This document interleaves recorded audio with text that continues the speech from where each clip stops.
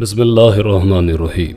السلام علیکم پیارے دوستوں اللہ تبارک و تعالیٰ نے حضرت علی رضی اللہ تعالیٰ عنہ کو عقل و خرد کی اس قدر عرفہ اور اعلیٰ صلاحیتوں سے نوازا تھا کہ جو مسائل دوسرے لوگوں کے لیے پیچیدہ اور لا ینحل سمجھے جاتے تھے انہی مسائل کو وہ آسانی سے حل کر دیا کرتے تھے۔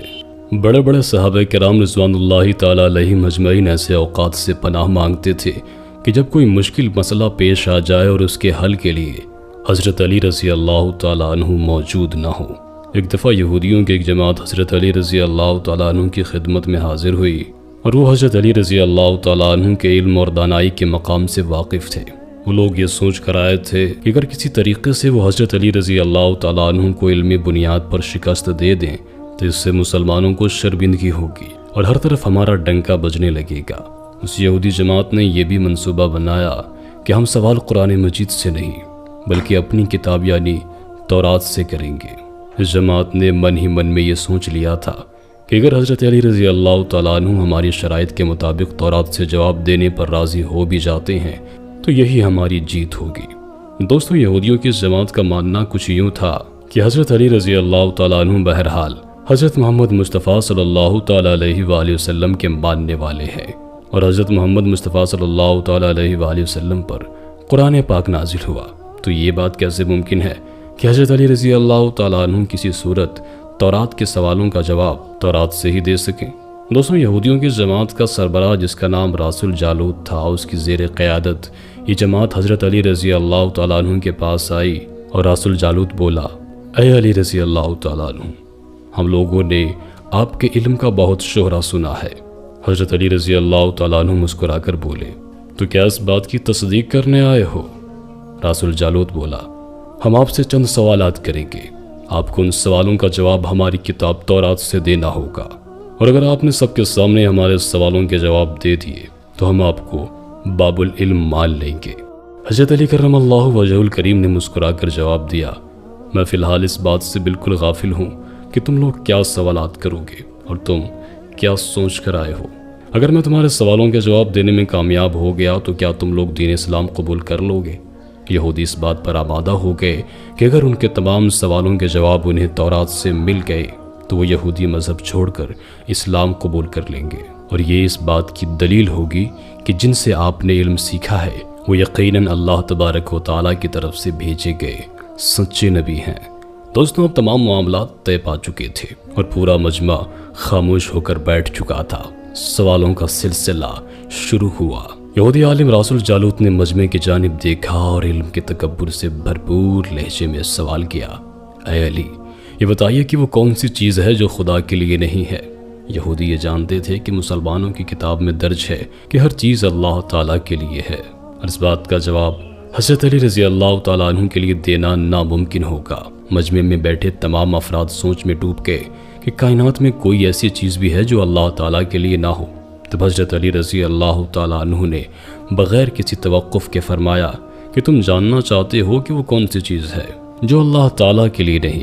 تو اس کا جواب ہے شرک۔ اللہ تعالیٰ ہر قسم کے شرک سے پاک ہے، اس کا کوئی شریک نہیں، وہ اکیلا ہے، اس کے جیسا کوئی نہیں ہو سکتا۔ تمام مجمع جو بیٹھا سن رہا تھا بے ساختہ واہ واہ کہہ اٹھا۔ دوستوں اب راس الجالوت نے دوسرا سوال کیا، اے علی رضی اللہ تعالیٰ عنہ، یہ بتائیے کہ وہ کون سی جگہ ہے جہاں اللہ تعالیٰ موجود نہیں ہے؟ حضرت علی رضی اللہ تعالیٰ عنہ نے اس کو فوراً جواب دیا کہ اللہ تعالیٰ ہر جگہ موجود ہے۔ اس پر راس الجالوت بولا کہ اس سوال کا جواب آپ ہمیں ہماری کتاب سے دیں۔ حضرت علی رضی اللہ تعالیٰ عنہ نے فرمایا کہ کیا تمہاری کتاب میں یہ نہیں لکھا ہے کہ حضرت موسیٰ علیہ السلام کے پاس ایک فرشتہ آیا اور حضرت موسیٰ علیہ السلام نے اس سے پوچھا کہ تم کہاں سے آئے ہو؟ تو اس نے جواب دیا کہ میں 7ویں آسمان سے آپ کے پاس حاضر ہوا ہوں۔ اتنے میں موسیٰ علیہ السلام کے پاس دوسرا فرشتہ آیا۔ موسیٰ علیہ السلام نے اس سے پوچھا کہ تم کہاں سے آئے ہو؟ اس نے جواب دیا کہ میں زمین کے 7ویں طبق سے آپ کے پاس حاضر ہوا ہوں۔ موسیٰ علیہ السلام نے پہلے فرشتے سے پوچھا کہ 7ویں آسمان میں تمہارے قریب کون تھا؟ فرشتے نے جواب دیا کہ میرے قریب میرا رب تھا۔ موسیٰ علیہ السلام نے زمین سے آنے والے دوسرے فرشتے سے پوچھا کہ تمہارے قریب کون تھا؟ اس نے جواب دیا کہ میرے قریب میرا رب تھا۔ تو اس سے یہ معلوم ہوا کہ بلندیوں کی انتہا ہو یا گہرائیوں کی انتہا، اللہ رب العزت ہر جگہ موجود ہے۔ دوستوں رسول جالوت اب تھوڑا گھبرا گیا تھا یہ دیکھ کر کہ حضرت علی رضی اللہ تعالیٰ عنہ نے اس کے سوالوں کے جواب اس کی کتاب سے ہی دیے تھے۔ اب اس نے حضرت علی رضی اللہ تعالیٰ عنہ سے تیسرا سوال پوچھا، اے علی رضی اللہ تعالیٰ عنہ یہ بتائیے کہ وہ کون سی چیز ہے جو خدا کے قریب نہیں ہے؟ حضرت علی رضی اللہ تعالیٰ عنہ نے فرمایا کہ ظلم ایک ایسی چیز ہے جو میرے رب کے قریب نہیں ہے۔ دوستوں اب رسول جالوت نے پیدر پہ شکست کھانے کے بعد اپنے سوالوں کا زاویہ بدل لیا اور بہت ہی تکبر بھرے انداز میں اس نے پوچھا کہ اے علی رضی اللہ تعالیٰ عنہ اس چشمے کا نام بتائیے جو زمین پر پہلی مرتبہ جاری ہوا۔ حضرت علی رضی اللہ تعالیٰ عنہ بولے، اس چشمے کو چھوڑو، پہلے تم یہ بتاؤ کہ تمہارے دل میں کیا ہے؟ اور تمہارے دل میں یہ ہے کہ وہ چشمہ بیت المقدس کی ایک چٹان کے نیچے ہے۔ رسول جالوت کے منہ سے بے ساختہ نکلا، ہاں ہاں۔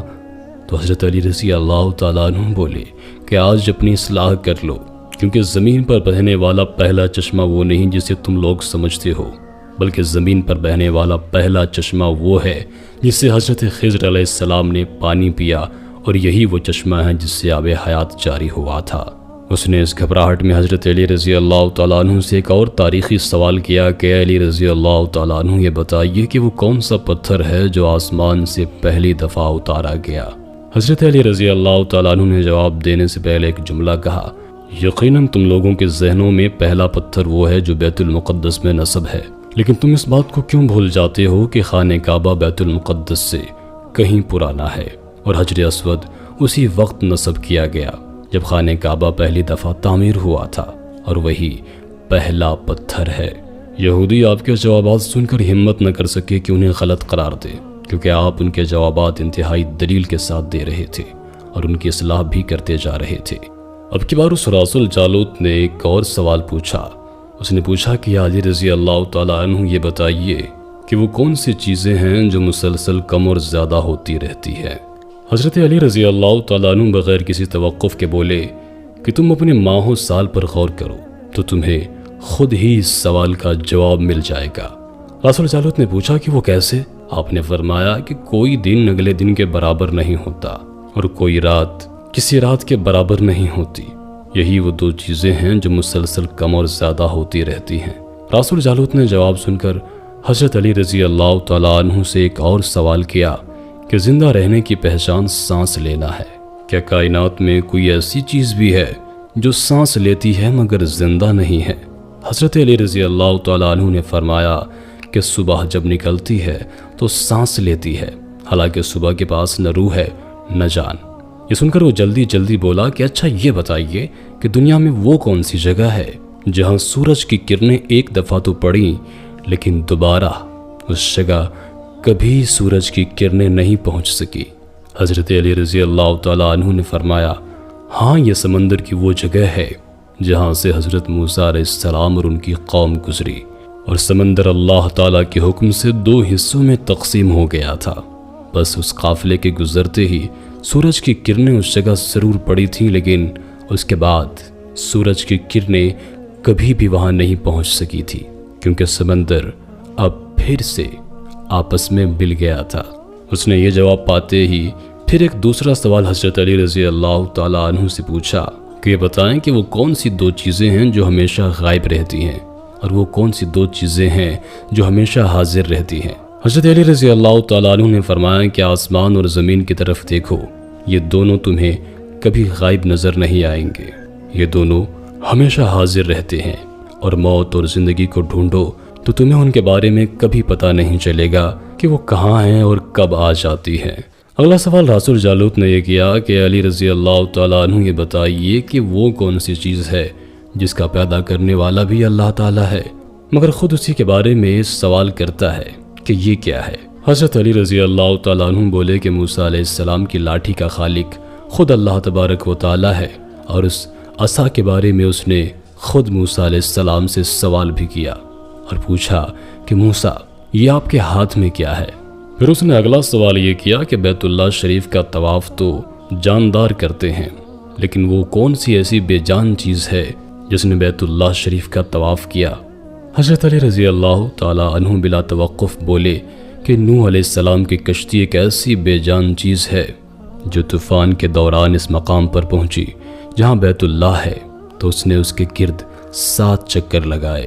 رسول جالوت نے باب العلم حضرت علی رضی اللہ تعالیٰ عنہ سے کئی سوال کیے اور تمام کے جواب آپ نے بالکل ٹھیک بلا توقف دیے۔ تو مجمع میں بیٹھا ہوا ایک یہودی بولا کہ حضرت دنیا میں ہر شخص سوچ کے جواب دیتا ہے، لیکن آپ تو ہر سوال کا جواب بلا توقف ہی دے رہے ہیں۔ حضرت علی رضی اللہ تعالیٰ عنہ نے اس سوال کے بدلے اس یہودی سے ایک سوال کیا، بتاؤ تمہارے ہاتھ میں کتنی انگلیاں ہیں؟ اس نے فوراً جواب دیا 5۔ حضرت علی رضی اللہ تعالیٰ عنہ نے فرمایا تو نے بھی تو فوراً میرے سوال کا جواب دے دیا۔ اس یہودی نے کہا کہ یا علی رضی اللہ تعالیٰ عنہ، یہ کیسی بات ہوئی؟ مجھے تو معلوم ہے کہ میرے ہاتھ میں 5 انگلیاں ہیں۔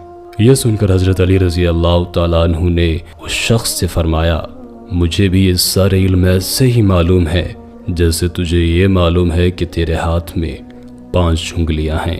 یہودی یہ نہیں جانتے تھے کہ باب العلم کے پاس کائنات کے رازوں کا علم ہے، لیکن جب انہیں تمام سوالات کے جوابات ٹھیک مل گئے تو رسول جالوت سمیت تمام گروہ نے کلمہ پڑھا اور سب کے سب دائرہ اسلام میں داخل ہو گئے۔